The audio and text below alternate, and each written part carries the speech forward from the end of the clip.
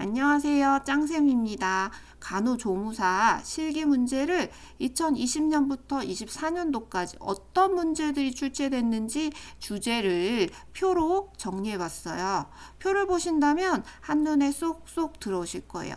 이 주제와 관련된 내용들을 학습하신다면 합격 문제 없으실 것 같아요. CBT도 준비하셔야 되기 때문에 문제 중심으로 실어봤어요. 문제도 풀어보시고 풀이도 같이 들어보실게요. 다섯 번째 주제는 검사 돕기예요. 검사에서는 전반적으로 봤을 때 2020년도 하반기에는 금식 검사를 고르는 문제가 기초에서 나왔고요. 2021년 하반기에도 금식 검사, 2023년도에도 상반기에 금식 검사를 고르는 문제 기초에서 출제가 됐어요. 2024년도 상반기에는 검사를 이제 수집을 한 것들을 어떻게 관리하는지, 즉시 내려야 되는 것과 뭐 냉장 보관해야 되는 것들, 뭐 이런 것들이 출제가 됐고요. 하반기에는 금식이 불필요한 검사로 이제 뭐 금식 검사를 알고 있는지를 물어보는 문제가 출제가 됐어요.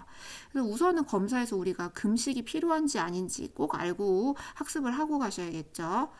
그 다음에는 2020년도부터 보시면 상반기에 24시간 소변 검사, 조영제 검사 중에 이제 주의사항, 심전도 설명을 하는데 어떤 거를 설명해야 되는지, 카페인을 섭취를 줄이셔야 되고, 뭐 움직이지 않아야 되고, 노출이 나타날 수 있죠. 뭐 이런 것들이 필요한 것들을 설명하는 거.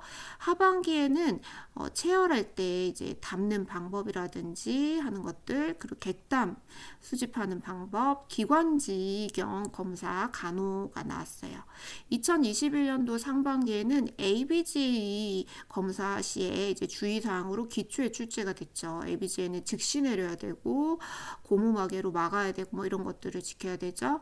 그리고 MRI 검사 준비할 때 뭘 준비하는지, 자기장과 뭐 금속 뭐 이런 거 제거하는 거 필요하실 수 있죠. 요추천자후 간호 문제가 출제가 됐고요. 21년 하반기에는 요 배양 검사, 유치도관을 가지고 있는 사람은 어떻게 받느냐, 멸균 주사기를 이용해서 받으실 수 있죠. 그 흉광천자 간호도 하반기에 출제가 됐어요. 2022년 상반기에는 일변 소변검사 중간료 받는 거, 그 객단 받는 방법, 복부천자 간호, 상부 위장관 조영술 교육 내용들이 출제가 됐어요. 2022년 하반기에는 위장관 출혈을 확인하는 방법, 대변 검사죠. 그 요추천자후의 간호, 복수 배행물을 이제 통을 어디다 두느냐 그림 문제가 나왔고요. 심전도 간호가 또 나왔어요. 2023년도 상반기에는 대변 자물 검사와 24시간 소변 검사, 요추천제 후의 자세, 전의 자세 이런 것들이 나왔고요. 상부 위장관 촬영술 간호, 2023년도 하반기에는 객단 배양 검사 방법, 혈당 측정하는 방법, MRI 검사 전에 설명해야 될 것들 이렇게 출제가 됐어요. 2024년도에는 상반기에 식도 위 내시경, 금식 필요한 검사죠. 이런 것들이 출제가 됐고, 하반기에는 24시간 소변 검사와 흉광천자 전, 중, 후 간호가 나왔어요. 뭐 숨을 참아야 되고 뭐 이런 것들을 준수하고 계시면 되겠죠. 검사 보시면 대체적으로 24시간 소변과 객담이 출제가 많이 됐었고요. 그리고 심전도도 간간히 나왔었죠. 그리고 출제가 좀 많이 된 게 MRI와 흉광천자라고 보시면 되겠어요. 그래서 검사 전체적으로 전에 준비해야 될 거와 검사 끝나고 후에 어떤 간호를 해야 되는지 학습을 좀 하셔야 될 것 같아요. 검사 돕기 문제도 찾아볼게요. 화면을 정지하시고 문제를 읽은 후에 답을 찾으시고 재생 버튼을 눌러서 풀이를 들으시기 바랄게요. 1번에 보시면 대장 내시경이 예약되어 있는 환자에게 교육 내용으로 적절한 것은? 네, 답은 4번이죠. 검사 3일 전부터 씨 있는 과일이나 단단한 채소는 피해 주시는 게 필요해요. 잔여물로 남을 수 있기 때문이죠. 1번에 검사 체위는 자치기를 취하시는 게 필요하고, 검사 후의 복부 통증은 정상이 아니에요. 그래서 의사에게 알리시는 게 필요하죠. 가스가 차거나 출혈이 있을 때 통증이 발생하실 수 있죠. 3번에 검사 후 흰색변을 보실 수 있어요. 상부 위장관이나 하부 위장관 조영술 시에 바륨이라는 조영제를 쓸 때 흰색 변을 보실 수 있죠. 5번에 검사 전 아스피린 복용을 권장한다. 아스피린은 출혈을 유발할 수 있기 때문에 의사와 상의해서 되도록 피하시는 게 필요하죠. 2번에 환자의 검사물 채취 관리로 옳은 것은 1번에 ABG의 검사 후 바로 검사하지 못할 경우는 재검을 하시는 게 필요해요. ABG는 바로 즉시 내린다가 원칙이죠. 2번에 아메바 검사를 위한 대변은 바로 검사하지 못할 시 상온 보관한 후에 검사실로 보낸다. 네, 답은 2번이네요. 아메바 검사 대변에서 기생충 검사이기 때문에 얘는 이제 상온에 보관하셔야지 기생충들이 살아있을 수 있겠죠. 그 밖에도 내척수액을 뽑았을 때도 요추천자 후에 내척수액을 뽑았을 때도 상온에 보관했다 검사실을 보내주셔야 돼요. 3번에 24시간 소변에서는 일변 소변 검사물을 덜어내고 검사를 보낸다. 24시간 소변에서 검사물을 덜어내면 안 되겠죠. 다시 시행해야 되는 상황이라고 보시면 돼요. 4번에 객단 검사는 아침 일찍 일어나자 받는 게 필요하시지 입안에 가글을 시행한 후에 받으실 필요는 없으시죠. 5번에 소변 검사물을 바로 내리지 못할 시에는 냉장 보관하시는 게 필요하실 수가 있겠어요. 3번 문제를 보시면 심전도 검사를 위한 간호 내용으로 옳은 것이에요.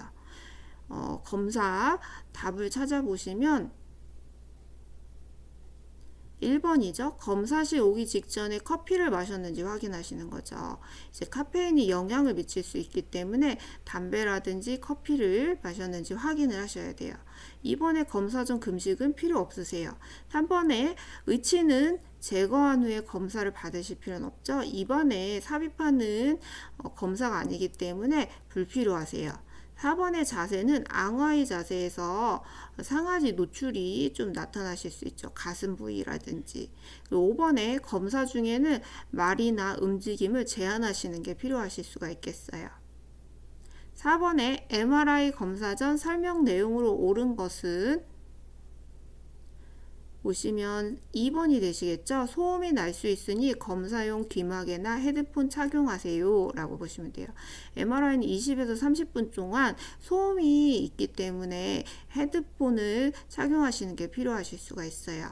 1번에 금속피는 제거하고 가셔야 되죠. 인체에 금속물을 삽입하신 분들은 MRI 촬영이 어려우실 수 있어요. 3번에 휴대전화나 카드같이 자기성이 있는 물질들은 가지고 가지 않는 게 필요하실 수 있죠. 4번에 틀니나 보청기는 금속물이기 때문에 제거하시는 게 필요하고요. 5번에 팔다리는 편하게 움직여도 좋다.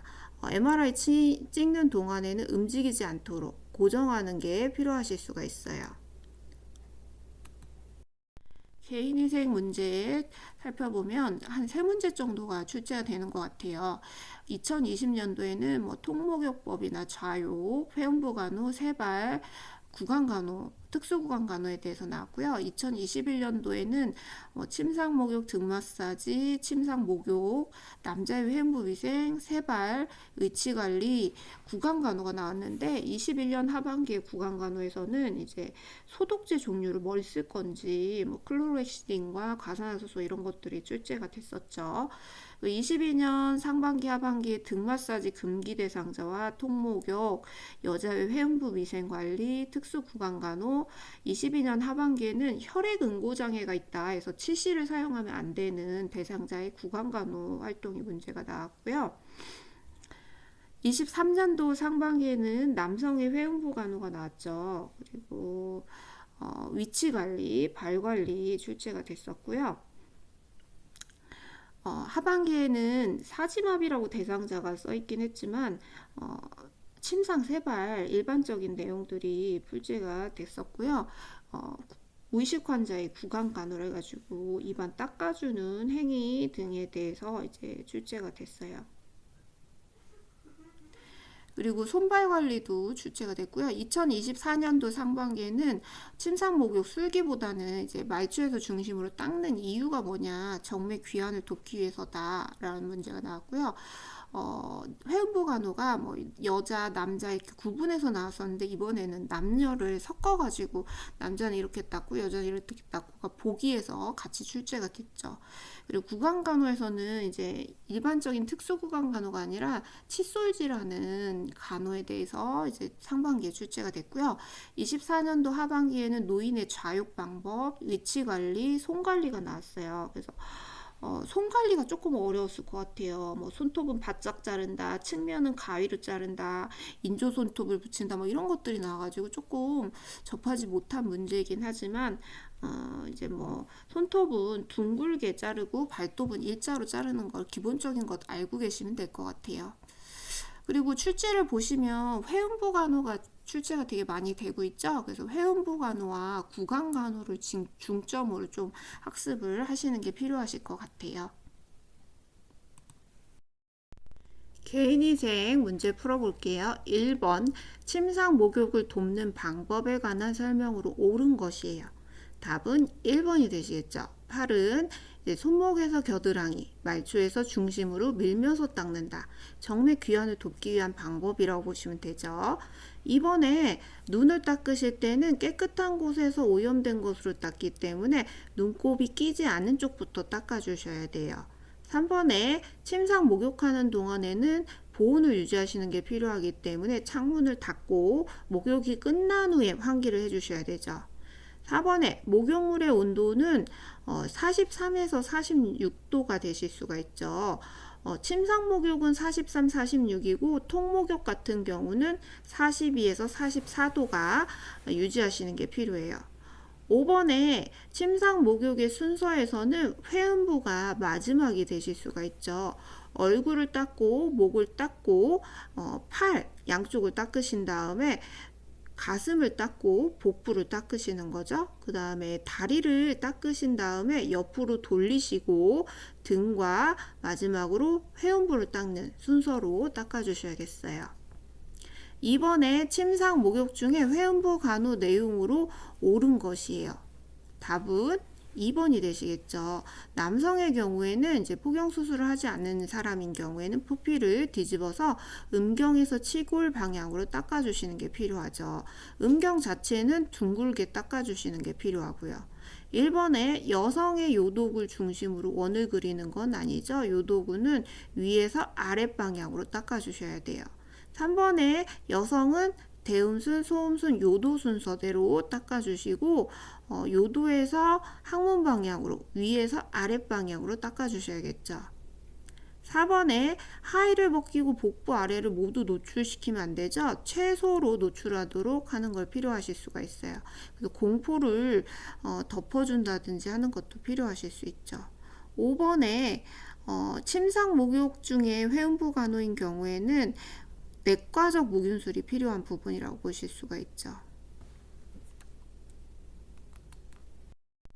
3번 특수 구강 간호에 대한 설명으로 옳은 것 살펴보시면 답은 5번이죠. 무의식 환자는 고개를 옆으로 해서 흡인을 예방하시는 게 필요하실 수 있죠. 1번에 과산화수소는 희석을 해서 사용하시는 게 필요해요.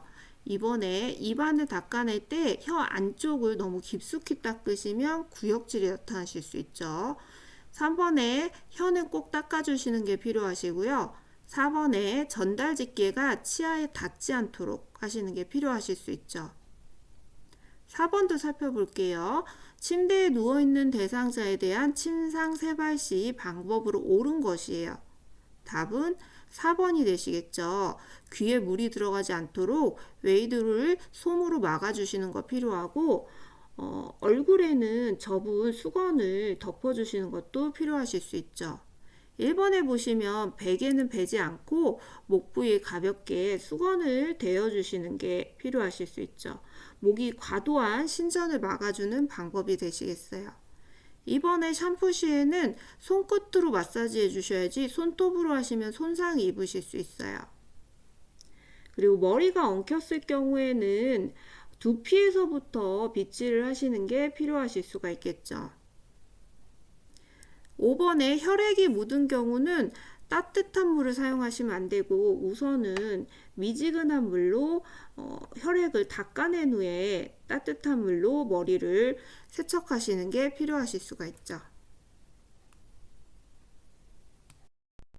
5번 문제, 회음부 절개를 한 임산부의 자육에 대한 설명으로 옳은 것이에요.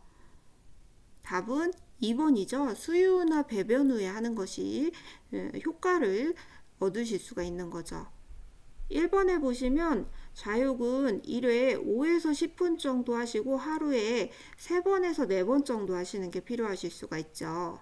3번에 바닥에 쪼그리고 앉는 자세는 혈액순환이 되지 않기 때문에 도움이 되지 않으실 수가 있죠. 4번에 자육주에는 수분 섭취를 하시는 게 필요하고 피로감이 있는지 꼼꼼히 확인하시는 거 필요하실 수가 있어요.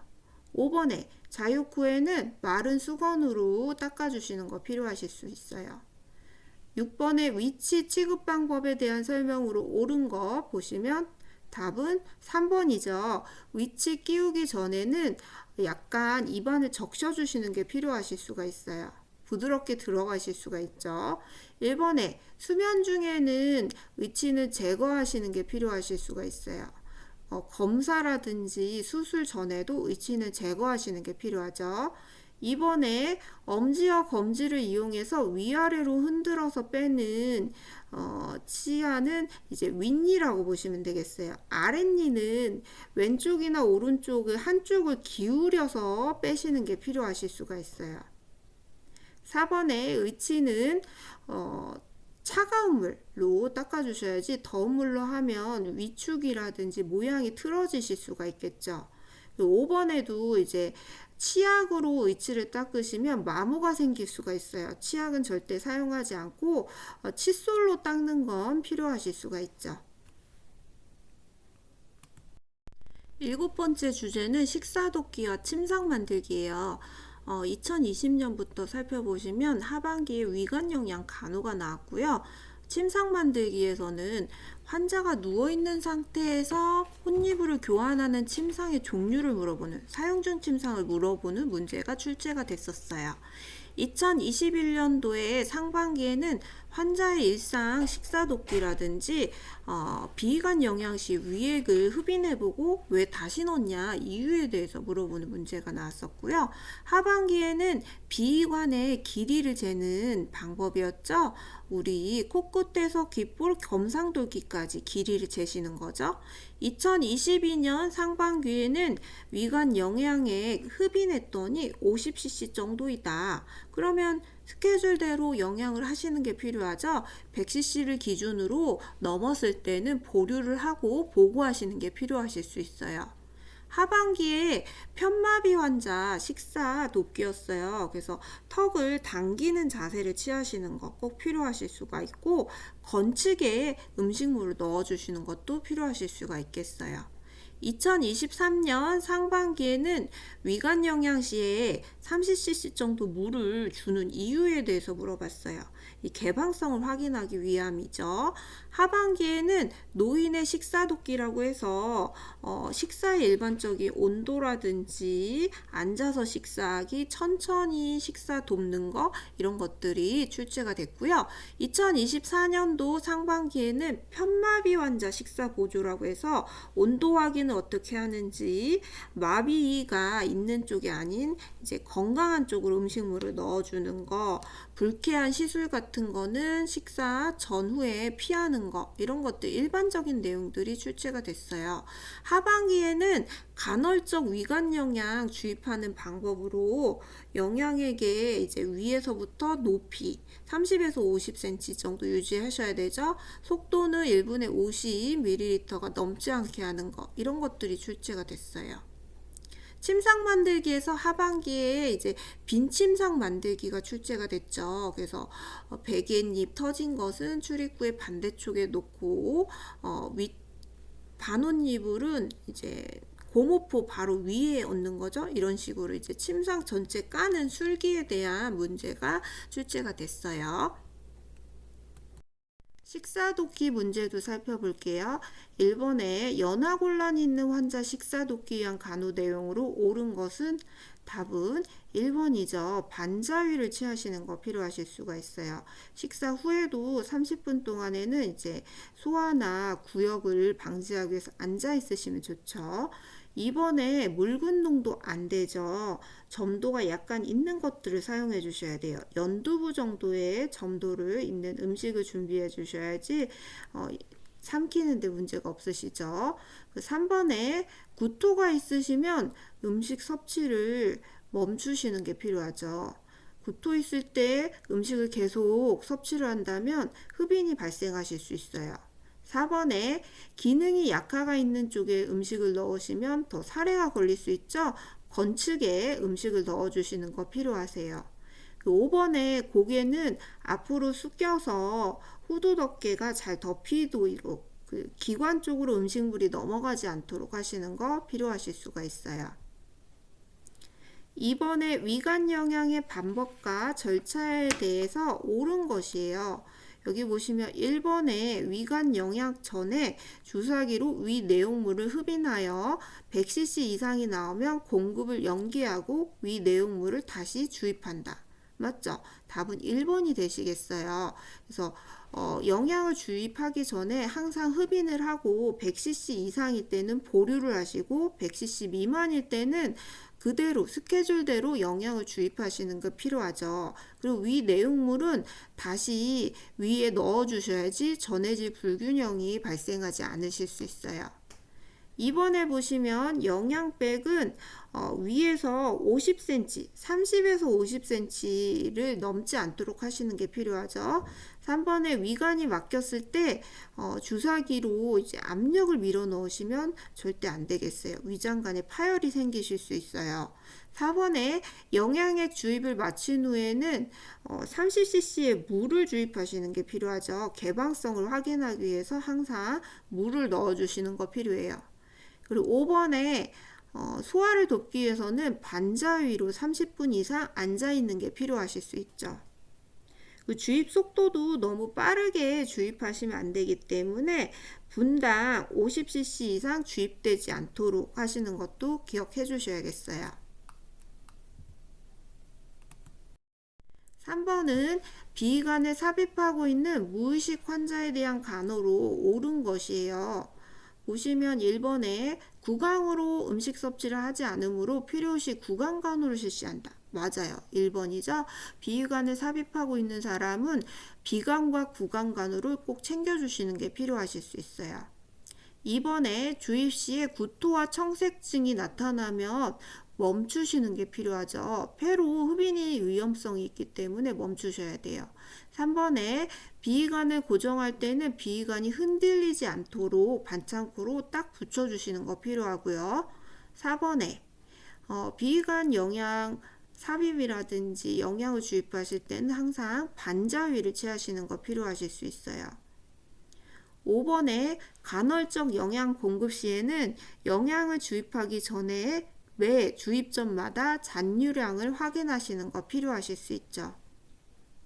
4번에 연하곤란 환자의 식사 보조 시 가장 주의 깊게 관찰해야 할 사항은 뭐냐? 3번이죠. 기침과 청색증이 나타나면 흡인이나 폐로 넘어갔다는 위험성을 나타내는 증상이기 때문에 관찰을 꼭 해주셔야 되겠어요.